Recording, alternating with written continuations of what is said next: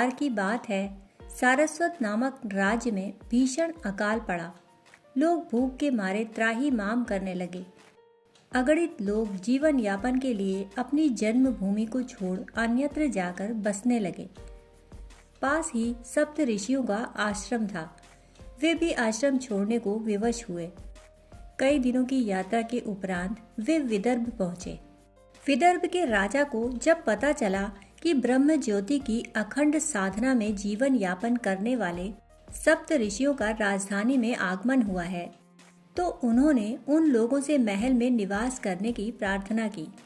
किंतु उन्होंने विनम्र स्वर में कहा, राजन, हम तो तपस्वी ठहरे, गृहस्थ जीवन से एवं सुविधामय जीवन से हम दूर ही रहते हैं।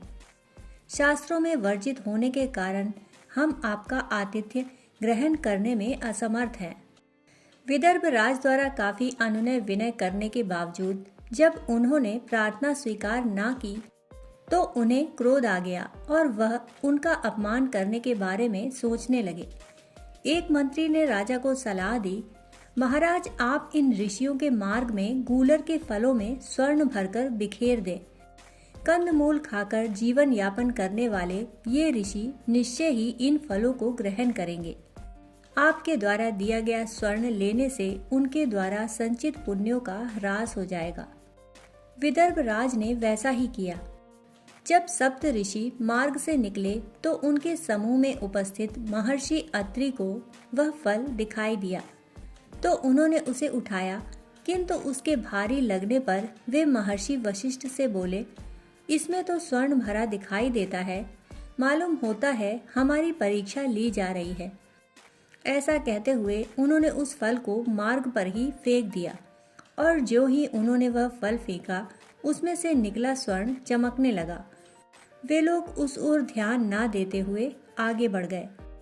अब तो विदर्भ राज और अधिक क्रोधित हो गए। वे उन्हें परेशान करने की दूसरी युक्ति सोचने लगे। आगे चलने पर सप्त ऋषियों को एक युवा परिव्राजक दिखाई दिया। उसने उन्हें प्रणाम करते हुए कहा, ऋषिवर, क्या आप मेरी कुछ शंकाओं का समाधान करेंगे? कृपया बताएं कि सर्वश्रेष्ठ धर्म क्या है। महर्षि कश्यप ने उसके प्रश्न का उत्तर दिया और बोले, सौम्य, इस पृथ्वी पर दान, दया और कर्म ये 3 सर्वश्रेष्ठ धर्म हैं, और इनका आचरण करने वालों को सांसारिक यातनाएं नहीं सताती। परिव्राजक ने पुनः पूछा, ऋषिवर, क्या वेदाध्ययन करने वालों के लिए भी इनका पालन करना आवश्यक है? महर्षि अंगिरा ने उत्तर दिया, केवल वेदाध्ययन में लीन रहने से कुछ नहीं होता। मुक्ति उसे ही प्राप्त होती है जो तदनुरूप आचरण करता है।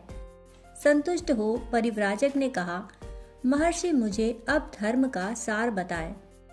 इस बार महर्षि वशिष्ठ बोले, सारे धर्मों का सार यह है कि जो बात स्वयं को अच्छी ना लगे उसका आचरण दूसरों के लिए भी नहीं करना चाहिए।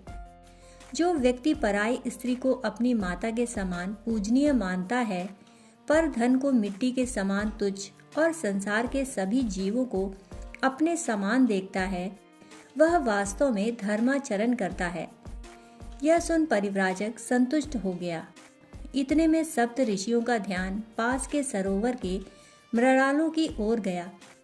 वे उन्हें निकालने के लिए बढ़े तो वहां एक राक्षसी प्रकट हुई और वह उन्हें तंग करने लगी। इस राक्षसी को विदर्भ राज ने भेजा था। परिव्राजक कुछ देर तक तो देखता रहा, बाद में उसने अपना दंड उठाया व राक्षसी का सिर काट दिया। जब सप्त ऋषियों ने परिव्राजक की ओर देखा तो उन्हें वहां देवराज इंद्र दिखाई दिए।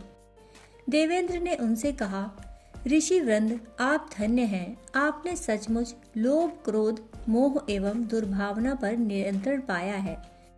मैं आपको वरदान देता हूँ कि आपको भूख, प्यास और सांसारिक पीड़ाएं कभी नहीं सताएंगी, और आपके स्मरण मात्र से मानव जाति अनंत काल तक प्रेरणा ग्रहण करती रहेगी।